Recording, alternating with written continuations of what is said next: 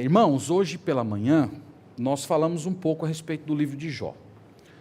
E eu percebo, não sei se vocês vão concordar comigo, que a maioria dos cristãos conhece o início e o fim de Jó.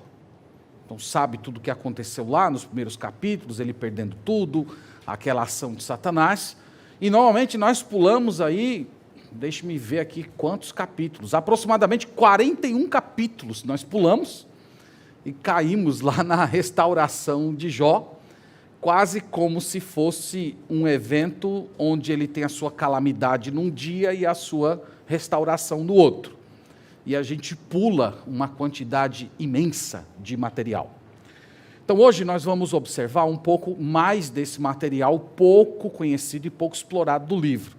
Eu vou adiantando para os irmãos que é uma abordagem um pouco mais densa, vou precisar bastante da sua atenção, a gente vai lidar com literatura antiga, então a literatura antiga ela tem um pouquinho de complexidade comparado ao nosso tipo de literatura, então preciso que você esteja aí com a Bíblia aberta, acompanhe os versículos, versículo por versículo que nós vamos ler, para você construir uma boa mentalidade a respeito desse livro.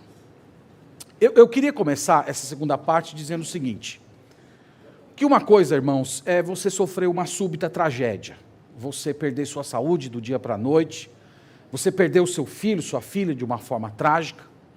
Outra coisa é você experimentar um estado de miséria durante meses ou até anos.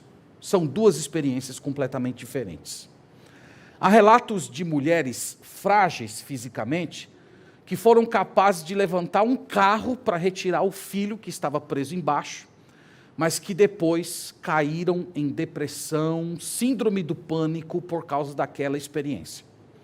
Há muitos relatos de guerras, você pode ler, tem muita literatura a esse respeito, de homens que perderam as duas pernas quando pisaram em uma mina terrestre, e foram capazes de correr, às vezes por quilômetros, apenas com 2 cotocos de perna para salvar a própria vida. E quando esses homens foram colocados para fazer cirurgia depois, tratamento em hospital, esses homens choravam como se fossem crianças. Então é diferente você ter uma experiência traumática isolada e você passar por uma sessão de muita dor e sofrimento. Eu estou falando isso, irmãos, porque parece-me que foi isso que aconteceu com Jó. Hoje pela manhã nós vimos 2 declarações maravilhosas que ele deu a respeito da sua fé e confiança em Deus. Primeiro ele disse, o Senhor deu, o Senhor tomou, bendito seja o nome do Senhor. Depois ele olhou para sua mulher e disse, nós temos recebido o bem de Deus, não poderíamos também receber o mal. Então ele deu demonstrações de fé grandiosa, poderosa, que até hoje deixam o nosso coração chocado. No entanto, o que me parece, nós vamos ver isso aqui hoje, é que com o passar dos dias, o silêncio de Deus, aquela solidão pela falta dos filhos, a própria perda de respeito da sua esposa, que falamos pela manhã, somadas às acusações implacáveis dos seus amigos, parece que produziram um forte desânimo na vida desse homem. Então Deus não recompensou de imediato a fé e a reverência dele. Então numa leitura apressada, você tem a sensação de que aconteceu rapidamente a sua restauração. Mas a gente não tem como estimar quanto tempo durou ao certo os problemas de Jó, mas no capítulo 7, versículo 2, a gente tem uma pista de que não foi pouco tempo. Você pode ver aí comigo, no capítulo 7, versículo 2, ele não diz exatamente quantos dias, quantas semanas ou meses se passaram, mas a gente tem uma ideia aqui pela forma como ele descreve a sua experiência. Então no capítulo 7, versículo 2 é dito assim, como o escravo que suspira pela sombra, e como o jornaleiro que espera pela sua paga, assim me deram por herança meses de desengano e noites de aflição me proporcionaram. Então aqui a gente tem uma ideia dessa expectativa dele. Foram meses que ele passou nessa experiência. Então descrevi um pouco para os irmãos hoje. Ele estava ferido da cabeça aos pés, ele estava com feridas infeccionadas, gerando pus, verme. Eu disse para os irmãos que ele teve que ser separado do convívio comum, muito provavelmente morando em um lixão, sozinho, isolado, sofrendo dores físicas excruciantes, além da própria dor emocional de ter perdido os filhos daquela maneira tão trágica. Então Deus, por razões que nós não entendemos, ele não recompensou de um modo imediato a fé e a referência de Jó. Ele já havia provado que ele amava mais a Deus do que a sua saúde, ele já havia provado que amava mais a Deus do que os seus bens, mas de uma forma soberana, o Senhor não quis que a experiência dele saltasse do capítulo 2 para o capítulo 42, como nós normalmente fazemos na nossa leitura. Ele não foi de imediato para o final feliz. E a pergunta é, por que o Senhor agiu assim? Nós não temos todas as respostas, mas nós podemos inferir que Deus deseja que nós aprendamos a respeito de quem Ele é e do que Ele faz nos dias de sofrimento. A verdade é que há certas lições a respeito da vida e a respeito de quem o Senhor é e de quem nós somos, que nós não podemos aprender em dias de prosperidade. A adversidade precisa chegar para que tais lições sejam aprendidas. E eu creio que essa é uma das razões pelas quais nós temos aí esses muitos capítulos, esses meses de sofrimento de Jó. Eu queria apresentar uma pintura para os irmãos. Eu trouxe aqui, eu vou pedir aí para ser colocado para os irmãos, né? Eu gosto muito de arte cristã e eu trouxe aí uma pintura que o título dela é Jó ridicularizado por sua mulher. Ela é do século XVII, ali da época do Barroco, e nós temos aí apaga um pouco a luz aí, eu não sei se vai dar para a gente ver todos os detalhes. Então, do lado de Jó, nós temos aqui provavelmente o Elifaz. O Elifaz é o primeiro a falar, e ele é o mais duro acho que agora apareceu o que eu queria. Então, ele é o mais duro de todos aqueles que vão argumentar com Jó. Então, provavelmente é ele que está com os punhos. Você veja que ele está com os punhos virados para Jó em sinal de acusação. Atrás dele tem a mulher de Jó. Vocês veem que a mulher de Jó é muito idosa aí, né? Eu acho que o pintor não foi muito feliz com a mulher dele, né? Acho que ele quis pintar uma mulher meio rabugenta, né? Talvez eu falei para os irmãos que alguns anos eu fui muito duro com a mulher de Jó. Talvez ele estivesse nessa fase e ele retratou a mulher assim, olhando meio de cima para o Jó com um sinal de desprezo. E eu não sei se os irmãos conseguem ver no canto lá atrás. Nós temos duas figuras ali tenebrosas, provavelmente são demônios. Então não sei se vocês conseguem ver, está aqui à minha esquerda, tá? Não dá para aparecer tão bem, mas depois vocês podem procurar a imagem. E a reação de Jó é uma pessoa que está sentado, você vê que ele não tem luxo nenhum, e ele está olhando para o céu, com perplexidade, como se estivesse perguntando por que isso está acontecendo comigo. Então aí vocês têm uma representação mais ou menos do que nós vamos ver hoje à noite, tá?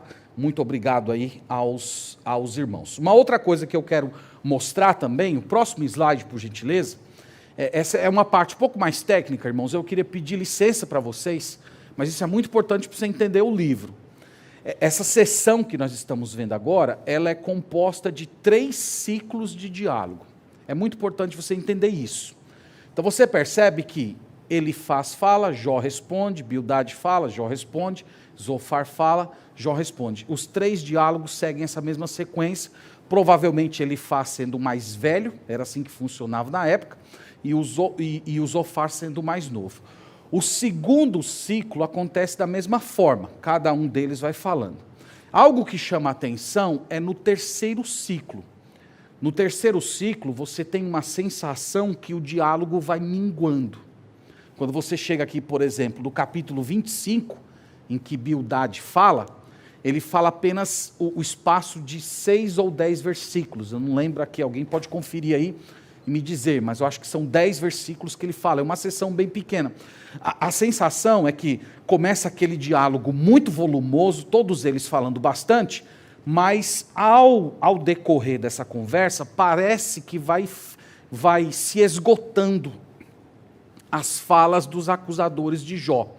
A sensação que dá, assim, para um leitor um pouco mais atento, é que chega um certo momento que eles vão sendo vencidos pela argumentação de Jó, eles não têm mais o que dizer. É como se as respostas e até as acusações que eles estivessem apresentando para Jó não correspondia à realidade, não se sustentava, de tal maneira que eles já não tinham mais o que dizer. Então a gente tem esse cessar, e você vai perceber que o Jó, ele fala do capítulo 26 ao 31, chega uma época assim que o Jó dispara nas suas falas, porque os seus acusadores já não têm mais o que dizer, porque de fato Jó era um homem íntegro, e esses homens não tinham como provar nenhum pecado que ele estivesse cometendo. Tá? Então apenas essa parte um pouquinho mais técnica aí, obrigado por sua atenção, e também aos irmãos aí do slide.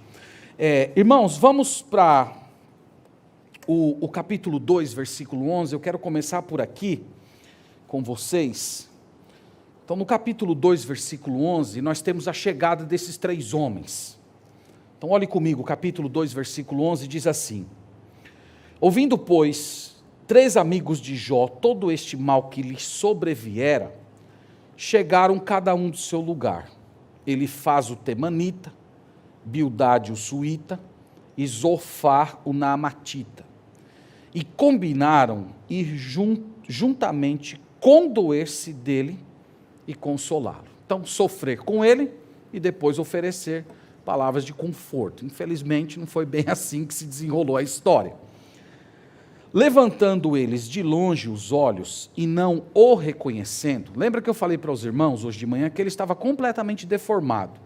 Ele não tinha mais cabelos, o homem antigo, ele tinha barba grande, cabelo volumoso, Jó muito bem vestido, corado. Aqui ele estava magro, sem nenhum cabelo no corpo, sem as suas roupas de nobre, sentado lá no meio de um lixão. De fato, era muito difícil reconhecê-lo. Então o texto diz que não o reconheceram, ergueram a voz e choraram. E cada um, rasgando o manto, lançava pó ao ar sobre a cabeça. Então veja que, de fato, nesse primeiro momento, eles sentiram a dor de Jó. Eles tiveram, para usar uma palavra da moda, eles tiveram uma empatia verdadeira por ele. Eles sentiram a dor dele. Eles não foram só aquelas pessoas que chegaram de longe como técnicos para falar palavras de elevação do moral dele, mas de fato eles sentiram a dor, eles rasgaram, eles ficaram desesperados quando viram Jó naquela circunstância. Verso 13. Sentaram-se com ele na terra 7 dias e 7 noites, e nenhum lhe dizia palavra alguma, pois viam que a dor era muito grande. Você já fez isso por alguém? Eu já fiz muitas visitas a irmãos que estavam sofrendo luto e doença, mas eu nunca me sentei na frente de uma pessoa e fiquei 7 dias sem comer e beber, apenas perto daquela pessoa, sem dizer palavra alguma. Então, assim, a gente tem muitas críticas a fazer aos amigos de Jó durante o processo, mas, de fato, irmãos, eles mostraram, num primeiro momento, uma forte empatia por todo o sofrimento que ele estava padecendo. Pois bem, agora vamos começar a olhar a fala de cada um. Tem muita coisa repetida na fala deles. Nós temos, basicamente, assim, um ciclo de acusações de diversas maneiras. Então eu vou mostrar para os irmãos, pincelando aqui algumas coisas. Primeira coisa que nós temos no capítulo 3 é o Jó, depois dessa semana de silêncio, amaldiçoando o dia do seu nascimento. Então capítulo 3, verso 1 diz: depois disso, depois desses 7 dias, passou Jó a falar e amaldiçoou o seu dia natalício. Disse Jó: pereça o dia em que nasci, e a noite em que se disse, foi concebido um homem. Então Jó começa suas palavras assim, amaldiçoando o dia que ele nasceu. Ele diz, esse dia não deveria existir. Esse dia deveria ser considerado um dia maldito. De fato, irmãos, ele não vê razão para continuar vivendo debaixo de tanta miséria. Lembra que no final das contas, aqui essa fala dele é uma fala endereçada a Deus, porque ele já havia afirmado que o mal que ele estava recebendo, ele sabia que vinha da parte do Senhor. Então ele fala isso, e depois ele faz, o mais velho de todos, provavelmente, ele repreende Jó por essa fala, e apresenta a compreensão que o próprio Elifaz tinha da pessoa de Deus. Veja como é que ele entendia Deus. Capítulo 4, versículo 7, olhe comigo aí, ele diz o seguinte: lembra-te, acaso já pereceu algum inocente? E onde os retos foram destruídos? Segundo eu tenho visto, os que lavram a iniquidade e semeiam o mal, isso mesmo eles cegam. Então aqui você já dá para ter uma ideia da teologia do Elifaz. Qual é a teologia do Elifaz? Você está sofrendo porque você pecou. Você está colhendo aquilo que você plantou. Você plantou iniquidade. E agora você está sofrendo, padecendo o juízo divino. Então, a teologia deles, irmão, é a teologia dos neopentecostais de hoje. É essa teologia. Sofrimento é resultado do pecado. Prosperidade é sinal de aprovação de Deus. Então, se você está sofrendo é porque você fez coisa errada. E se você está vivendo numa boa, é porque Deus está fazendo assim para você. Essa é a teologia dele.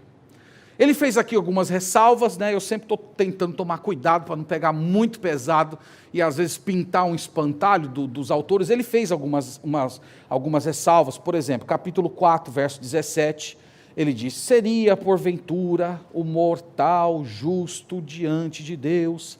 Seria acaso o homem puro diante do seu Criador? Então aqui é uma ressalva, ele está falando que reconhece que todo ser humano é pecador, que ninguém é perfeito diante de Deus. Uma outra ressalva, capítulo 5, versículo 17, é importante vê-la também. Ele diz: bem-aventurado é o homem a quem Deus disciplina, não desprezes, pois, a disciplina do Todo-Poderoso. Então, para fazer uma ressalva aqui, ser justo com ele, ele reconhece que o ser humano é pecador, ele reconhece que em algumas ocasiões Deus disciplina a quem ele ama, mas o fato, irmãos, é que ele faz uma aplicação muito insensível ao sofrimento de Jó. No capítulo 4, versículo 5, por exemplo, ele diz o seguinte: mas agora, em chegando a tua vez, tu te enfadas, sendo tu atingido, tu te perturbas. Então ele está dizendo: Jó, você é impaciente demais. Irmão, você dizer uma coisa dessa para uma pessoa que estava naquela condição, é muito difícil de ouvir, né? A gente pode dizer assim, que no mínimo, ele foi insensível. Ele diz também uma coisa muito dura a Jó, no capítulo 5, versículo 8, quase que dando um conselho a ele. Ele declara o seguinte: quanto a mim, eu buscaria a Deus, e a Ele entregaria a minha causa. Então, o que ele está dizendo aqui, de uma forma embutida para Jó? Você não buscou a Deus. Você deveria buscar ao Senhor. Se você buscasse a Deus, provavelmente a sua sorte seria restaurada. Isso para mim ficou muito claro no capítulo 5, verso 18. Veja aí ele dizendo: porque ele faz a ferida e ele mesmo a ata. Ele fere e as suas mãos curam. De 6 angústias te livrará, e da 7ª o mal não te tocará. Então, não sei se vocês percebem aqui, mas ele é um pouco simplista, ou no mínimo simplista. Para ele as coisas eram mais ou menos assim: Jó, busca a Deus que o seu problema vai ser resolvido. Então se aproxime do Senhor que Deus vai te restaurar, tudo vai voltar a ser como era. Então ele apresenta assim. Então aqui, irmãos, nós temos um resumo da fala dele, ele fazendo essas aplicações insensíveis e oferecendo uma solução meio simplista. Às vezes nós erramos fazendo isso com as pessoas também. As pessoas chegam com problemas complexos e nós temos uma palavra assim: isso é muito fácil de resolver, faça isso. Quase como se você tivesse uma palavra mágica. Como é que Jó reage? Jó reage primeiro declarando a sua inocência. Capítulo 6, versículo 10, nós temos aí o ponto que ele vai sustentar, e ele vai sustentar isso em toda a argumentação. Isto ainda seria a minha consolação, e saltaria contente na minha dor, que ele não me poupa, porque não tenho negado as palavras do santo. Então ele está dizendo, eu não fui contra a palavra de Deus, eu não transgredi a lei do Deus verdadeiro. Então essa é a primeira defesa dele, ele declarando que ele tem se mantido sim fiel ao Senhor. Segundo lugar, ele ainda diz assim, no capítulo 6, versículo 24, veja aí, ainda ele está falando contra o Elifaz. Ele diz assim, ensinai-me, e eu me calarei, dai-me a entender em que tenho errado. Então, primeiro ele se defende, e depois ele lança uma provocação para o Elifaz. Qual é o meu pecado? Você está dizendo que Deus está me punindo porque eu fiz alguma coisa errada. Pois bem, diga qual foi o meu pecado. Me ensine o que eu fiz de errado diante da presença de Deus. E ele, irmãos, de uma forma indireta, ele está simplesmente dizendo o seguinte, ele faz essa sua teologia, esse seu princípio de que o sofrimento é resultado do pecado, simplesmente não se aplica à minha vida. Você não é capaz de mostrar em que eu pequei contra o nosso Deus. Então aqui nós temos a conversa dele com Elifaz. Elifaz se cala e o Bildade toma a palavra. E irmãos, o Bildade é muito duro, ele é muito duro. Ele vai insistir nessa ideia de que o sofrimento é resultado do pecado. Na verdade, ele vai acusar os filhos de Jó de pecado. Veja que coisa horrível isso, capítulo 8, versículo 6. Eu falei para os irmãos hoje de manhã que Jó perdeu 10 filhos, sendo esmagados por uma casa que caiu em cima deles. E depois de ter de enterrar pedaços de filhos, ele precisa ouvir esse tipo de coisa. Olha aí no capítulo 8, versículo 3, é dito assim: perverteria Deus o direito? Ou perverteria o Todo-Poderoso a justiça?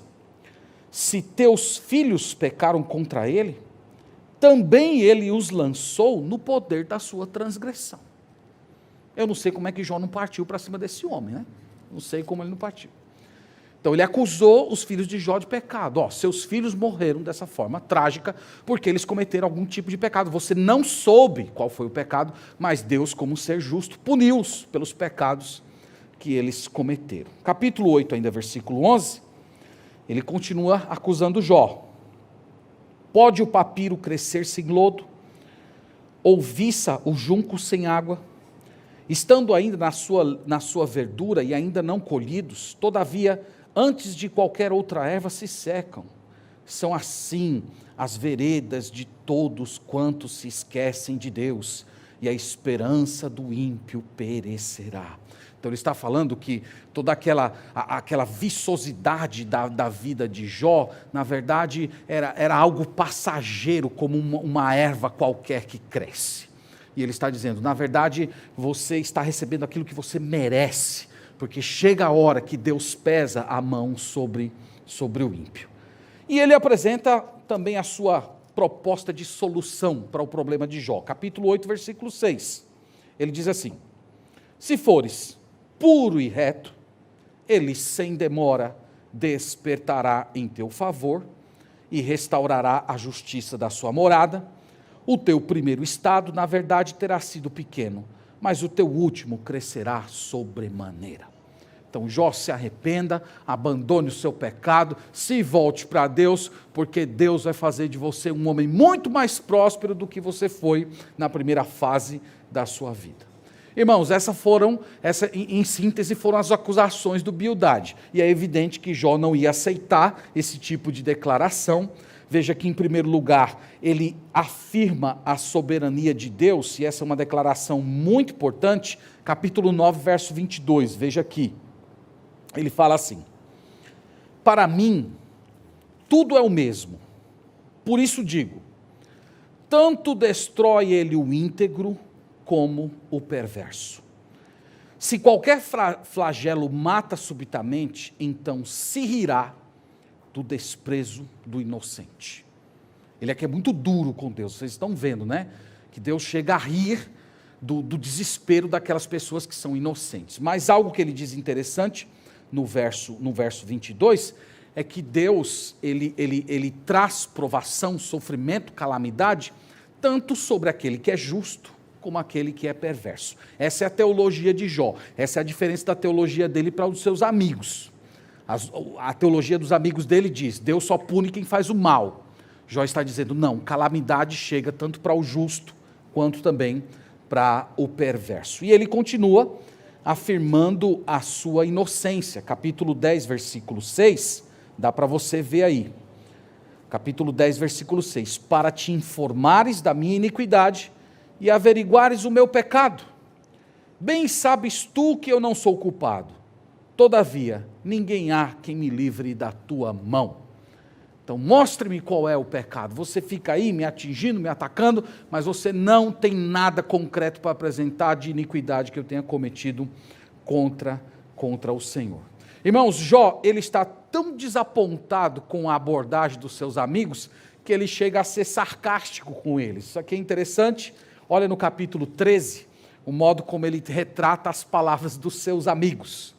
Capítulo 13, versículo 12, ele diz assim: as vossas máximas são como provérbios de cinza, os vossos baluartes de barro. Então, essas construções que vocês estão fazendo de argumentações, elas não passam de barro, elas não passam de cinza. Em outras palavras, elas não se sustentam, elas não correspondem à verdade. No versículo 4, ele diz assim: vós, porém, besuntais a verdade com mentiras, e vós todos sois médicos que não valem nada. Então, besuntar, né, é o mesmo que pintar, né?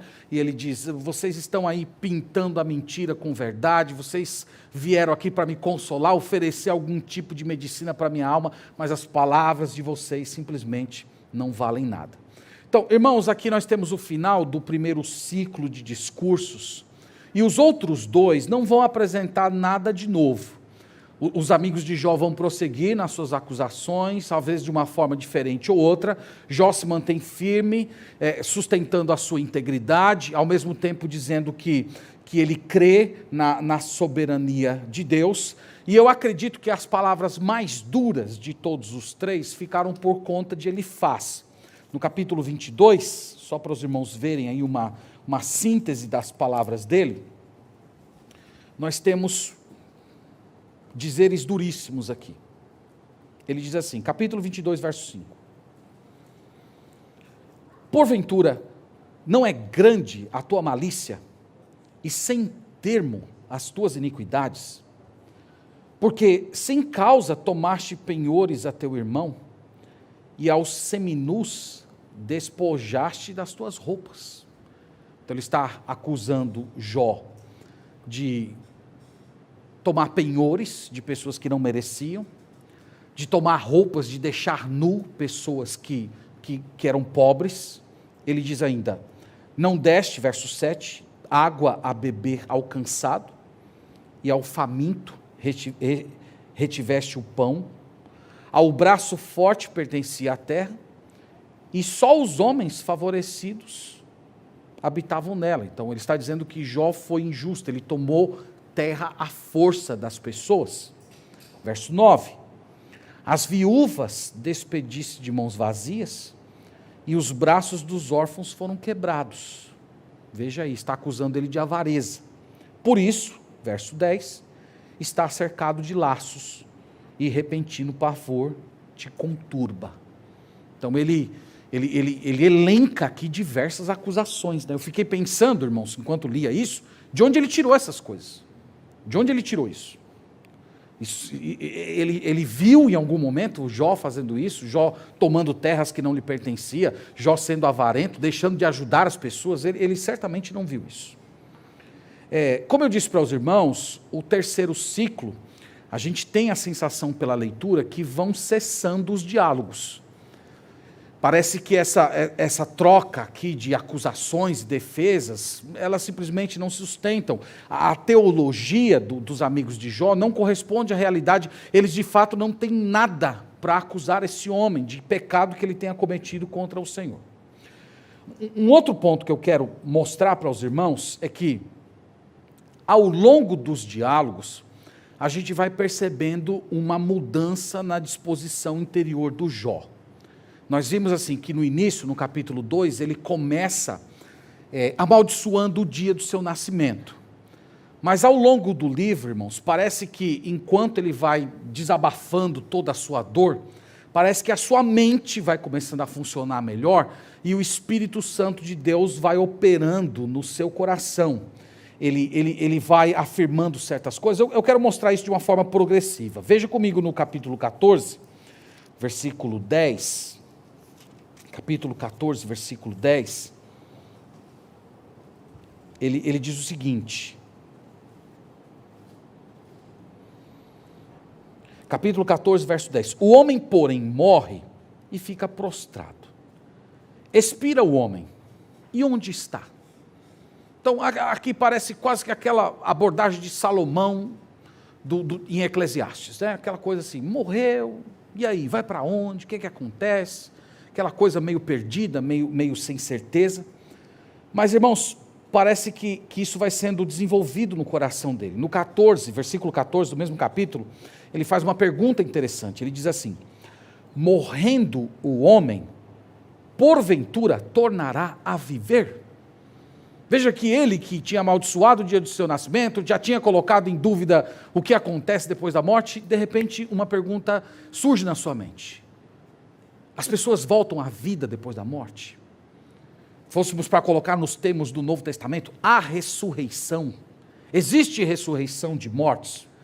Então, irmãos, essa coisa vai crescendo dentro dele até o capítulo 19. Eu acho que no capítulo 19 é o ponto alto desse desenvolvimento da fé dele, ou dessa fé dele sendo reconstruída.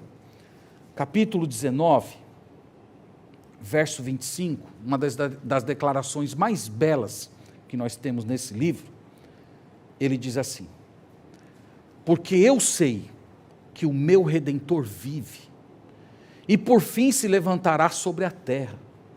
Depois, revestido este meu corpo da minha pele, em minha carne, verei a Deus.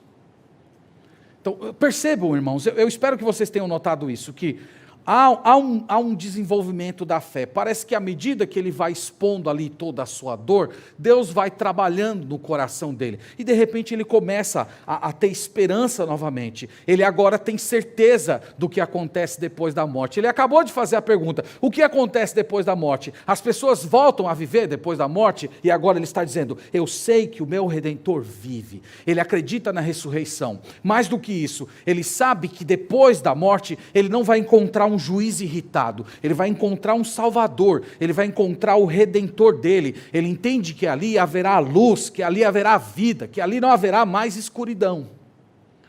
Isso, irmãos, ensina uma coisa graciosa para a gente, é que essa fé que nós estamos vendo aqui, ela nem sempre responde a todas as perguntas. Essa fé aqui, ela nem sempre vai solucionar todos os conflitos internos. Essa fé aqui nem sempre vai curar a doença das pessoas e nem restituir as riquezas que foram perdidas. A verdade é que a fé salvadora, ela não precisa de resposta para ser uma fé operante. Não precisa. Nós vemos isso no coração desse homem. O que nós percebemos, irmãos, é que ao longo do livro, ele se agarra a 3 pilares. O primeiro é o poder soberano de Deus. O segundo é a bondade e a justiça de Deus. E o terceiro é o fato de que ele não pecou. Ele sustenta todo o seu discurso nesses 3 pilares. E ele, agarrado nesse fundamento, ele acaba colocando seus amigos em silêncio. Do capítulo 26 ao 31, nós não escutamos mais a voz dos acusadores de Jó, apenas as declarações de Jó. Irmãos, eu preciso passar com vocês aqui em alguns versículos.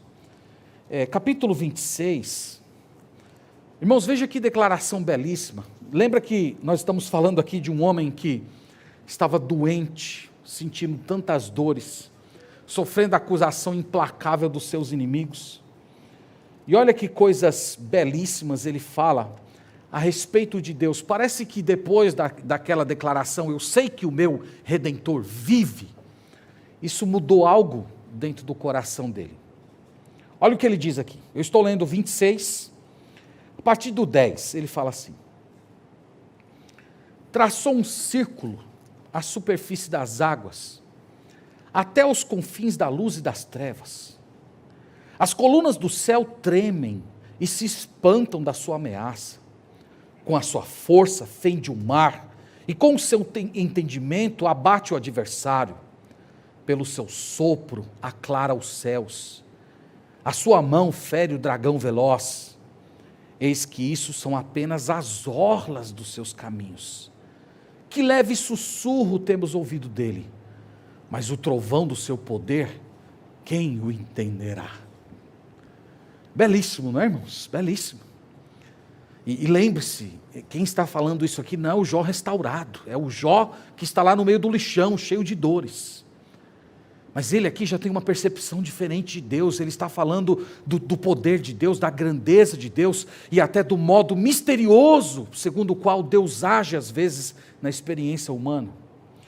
E no capítulo 28, tem uma das declarações mais belas a respeito da sabedoria. Lembra que, novamente, eu recomendo muito vocês lerem o capítulo 28 a partir do 12, depois leia todo, e veja que poesia belíssima a respeito da sabedoria ele traz aqui para a gente. E novamente, irmãos, ele fala aqui no versículo 12 assim: mas onde se achará a sabedoria? E onde está o lugar do entendimento? O homem não conhece o valor dela, nem se acha ela na terra dos viventes. E ele vai descrevendo a sabedoria, e no final, no versículo 23, ele fala o seguinte: Deus lhe entende o caminho, e ele é quem sabe o seu lugar. Então ele faz uma descrição bela da sabedoria, e no final ele diz: a sabedoria está na mão de Deus. Deus é todo sábio, ele que conhece os caminhos da sabedoria nesse mundo. Então, irmãos, aqui nós temos um resumo desses 3 grandes ciclos de diálogo. E eu espero que vocês tenham percebido os pontos principais, até para ajudar vocês na leitura depois. Nós temos uma sessão de acusações a partir de uma teologia errada, de uma teologia de retribuição. Nós temos Jó defendendo a sua integridade, dizendo palavras duras, às vezes contra o Senhor também. E nós temos, depois do capítulo 19, um desenvolvimento da fé de Jó, onde ele passa a afirmar coisas belíssimas a respeito do nosso Criador. Tá, dito isso, quero passar aqui para a nossa parte final, e eu quero trazer 5 lições finais, baseados aqui nesses diálogos, e a partir da próxima semana nós vamos olhar a fala do Eliú, a partir do capítulo 32. Então, 5 verdades que nós podemos depreender dessa passagem. A primeira delas é que declarações teológicas verdadeiras podem ser aplicadas de um modo falso. Isso é uma coisa, irmãos, que salta aos nossos olhos quando a gente lê esses capítulos. Se você pegar separadamente as declarações dos amigos de Jó, você verá que muita coisa que eles falaram é simplesmente verdadeira. Que Deus pune os ímpios, que Deus ele está observando as atitudes do coração das pessoas. Mas o problema, irmãos, é que eles fizeram uma aplicação superficial e insensível dessa teologia à situação de Jó. Então esse é o problema. E essa é uma área que muitas vezes nós erramos muito. Nós às vezes falamos a verdade de Deus, nós às vezes até abordamos um certo acontecimento em nossa vida, na vida de um irmão, dentro de uma perspectiva bíblica correta, mas fazemos a aplicação de um modo errado. Eu me lembrei de um versículo em Provérbios que fala um pouco disso, no capítulo 26, versículo 9. Olha comigo aí, por favor. Eu espero que esse versículo seja um alerta para você, quando você estiver lidando com aflições, quando você estiver ajudando pessoas, e você tentar oferecer uma palavra correta. Provérbios, capítulo 26, verso 9, diz assim: como galho de espinhos na mão do bêbado, assim é o provérbio na boca dos insensatos. O que é que o galho cheio de espinho faz na mão do bêbado? Machuca. fere. E quando você coloca um provérbio verdadeiro na boca de uma pessoa insensata, de uma pessoa tola, ela está falando a verdade, mas ela está ferindo de uma maneira errada aquela pessoa. Então nós podemos dizer, eu não sei se o autor de Provérbios tinha os amigos de Jó em mente, mas se aplica muito a eles, irmãos. Então, a advertência que fica para nós aqui é que nós precisamos beber profundamente da palavra de Deus por um lado, e ao mesmo tempo nós temos que colocar o amor como sendo o vigia das nossas palavras, para a gente não incorrer nesse tipo de erro. Lembrando o seguinte, que a verdade e o amor andam juntos. E quando nós conseguirmos equilibrar essas duas coisas nas nossas palavras, as pessoas serão abençoadas a partir daquilo que nós falamos. Então esse texto ensina isso para a gente. Segundo lugar, é comum em um mundo pecaminoso e injusto como o que vivemos, o justo sofrer e o ímpio prosperar. Então essa é uma coisa que Jó fala, é uma coisa que ele sustenta e ele está muito correto. Nos Salmos isso é repetido, no Novo Testamento isso também é repetido. Então, muitas vezes, os maus são poupados no dia da calamidade e, às vezes, o justo, ele sofre e se torna motivo de piada. O mundo que nós vivemos, irmãos, é assim. Então, quando nós vemos uma verdade como essa, a gente deve ter cuidado, a gente deve, em um primeiro momento, suspender o julgamento antes de fazer uma avaliação mais profunda.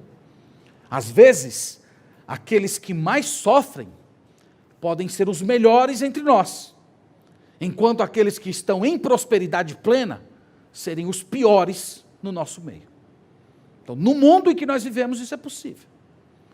O salmista vai dizer isso muitas vezes. A gente tem lá o Salmo de Emã, que ele fala isso, ele fala que ele ficou escandalizado. Ele diz que olhava o ímpio era bonito, o ímpio era robusto, o ímpio tinha saúde, o ímpio era próspero, enquanto ele que estava tentando viver com sinceridade na presença do Senhor, ele sofria cada dia e não parecia ter resposta alguma do céu. O mundo que nós vivemos, irmãos, é desse jeito. O ímpio muitas vezes é poupado da calamidade, enquanto o justo sofre bastante. Terceira lição. Seja no sofrimento do justo ou na prosperidade do ímpio, nós precisamos lembrar que Deus reina. Deus reina, Deus governa todos esses acontecimentos. Eu poderia dizer, irmãos, que esse talvez seja um dos únicos pontos em que Jó tinha em comum com seus amigos.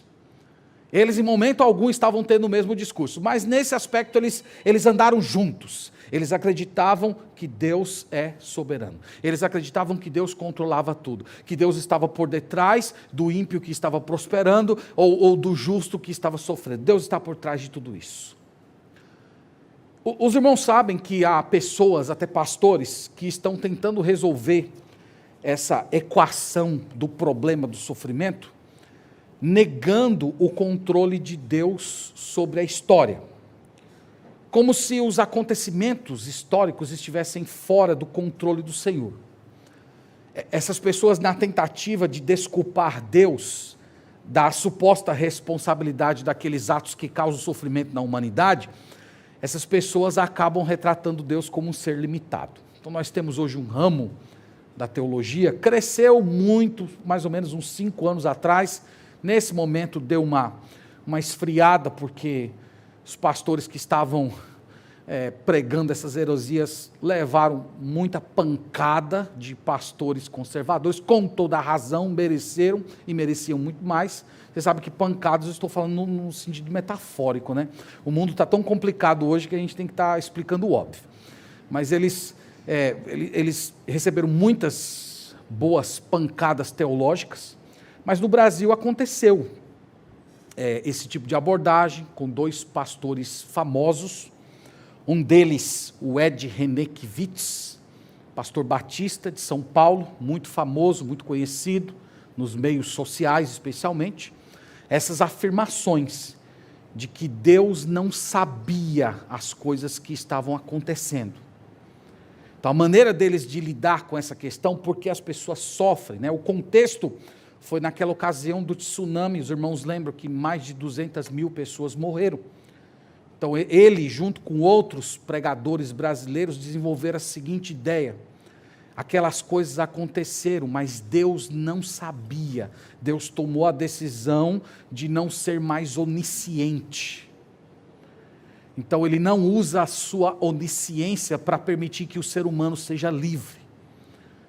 Então a explicação que eles davam para aquele movimento de águas que matou centenas e milhares de pessoas foi mais ou menos esse: Deus ficou tão surpreso quanto nós ficamos também. Então eles, na tentativa de resolver o problema do mal no mundo, eles estavam negando a soberania, o poder, o controle de Deus sobre a história. Então algumas pessoas tentam fazer isso. Dizer que Deus é limitado, que Deus é impotente. E note que esse é o conflito que Jó está lidando nesse livro, é o mesmo conflito que nós temos que enfrentar esses dias. Como é que um Deus, que é todo-poderoso, soberano e bom, pode permitir que pessoas justas sofram? Como isso pode acontecer?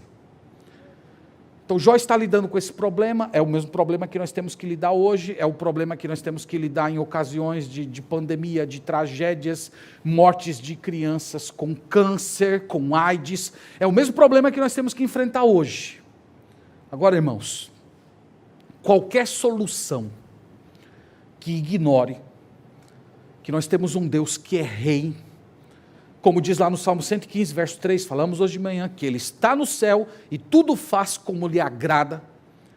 Qualquer tipo de solução que se apresente a esse conflito, que ignore essa verdade bíblica, ela nunca vai satisfazer o coração de uma pessoa que é verdadeiramente comprometida com as Escrituras. Nunca. Qualquer solução tem que passar por essa ideia. Deus é rei. Deus faz conforme tudo lhe agrada.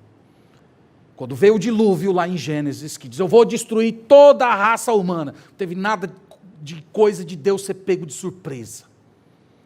Ele foi o autor de um dilúvio que destruiu a humanidade e deixou apenas uma família nesse mundo. Então nós temos que lidar com esse tipo de coisa. E nós não podemos desistir de apresentar e de crer no nosso Deus conforme Ele é apresentado na Sagrada Escritura. Quarta verdade. É que, irmãos, há sabedoria de Deus por detrás de cada arbitrariedade aparente desse mundo. No entanto, tal sabedoria é oculta a nós. Jó fala isso no capítulo 28. Deus é sábio. Ele é o dono da sabedoria.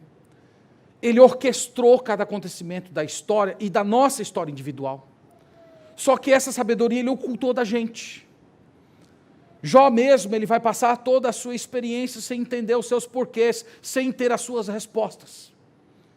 E essa mesma experiência, irmãos, nós somos colocados dia após dia, com doenças, com morte de filhos, com o padecimento de pessoas que amamos. E nós temos que olhar para essas experiências traumáticas da vida e crer nisso aqui. Há sabedoria divina por detrás dessas coisas, mas essa sabedoria me está oculta. E nós poderíamos dizer, irmãos, que é isso que significa andar pela fé. Andar pela fé é você continuar crendo.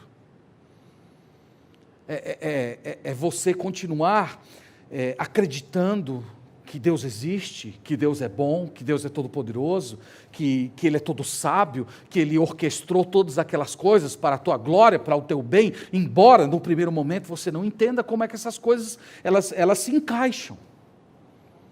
Então, há sabedoria de Deus por detrás de toda a calamidade, mas Deus ocultou essa sabedoria a nós. Então, volte lá ao capítulo 28, leia, medite nele nessa semana e permita que o Espírito Santo de Deus, de uma vez por todas, firme essa verdade no seu coração para você estar pronto para o dia mau.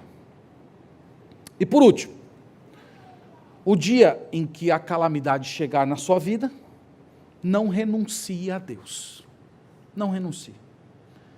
Irmãos, se você for ler com detalhes depois os discursos de Jó, você vai ver que ele falou coisas pesadas para o nosso Deus. Ele falou que Deus, inclusive, ri quando ele vê o seu servo sofrendo. Você teria coragem de dizer isso para Deus? Você teria coragem? Você está lá passando uma dor grande, você olhar, o Senhor está rindo de mim, né?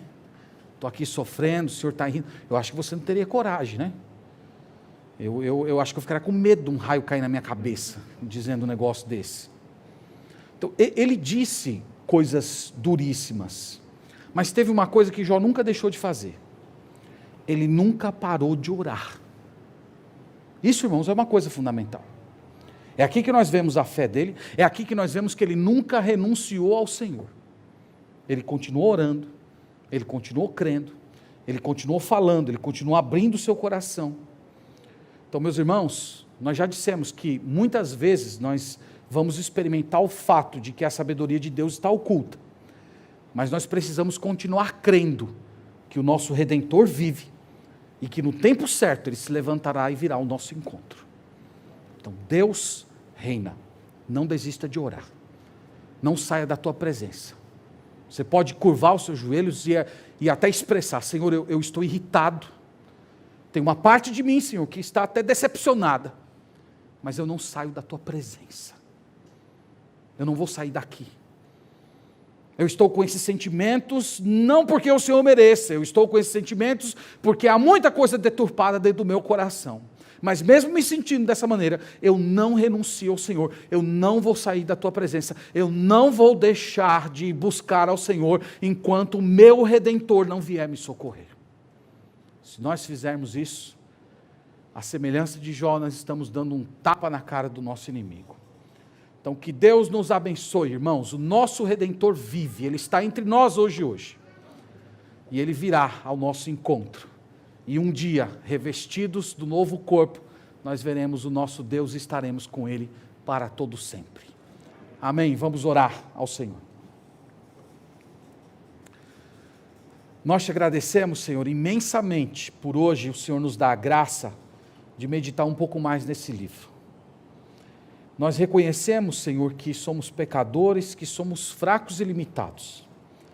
E que muitas vezes, Pai, no auge das nossas aflições, a nossa carne fraqueja.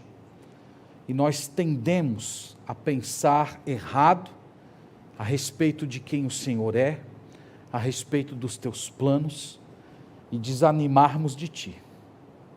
Senhor, hoje, ao olhar o exemplo desse grande homem, nós clamamos para que o Senhor aumente a nossa fé, para que de todo o nosso coração creiamos que o nosso Redentor vive, que Ele está entre nós, ativo, poderoso, atuante, conduzindo todas as coisas para a Tua glória e o nosso bem. Nos ajude, Senhor, a usarmos palavras corretas para auxiliar aquelas pessoas que estão sofrendo. Ajude-nos, Senhor, a nos manter firmes, sustentados no fato de que o Senhor reina sobre todas as coisas e a jamais renunciarmos ao Senhor no dia mau. Nós te agradecemos, Senhor, porque apesar de vivermos no mundo mau, nós temos um Rei que governa toda a história e que um dia, Senhor, todas as coisas convergirão para o novo céus e a nova terra, para a destruição do mal, para o fim dos nossos inimigos e o estabelecimento do Teu reino eterno. Enche o nosso coração de fé e renova, Senhor, todos os dias a nossa disposição para que continuemos crendo nessas verdades. Pedimos isso tudo no nome de Jesus. Amém.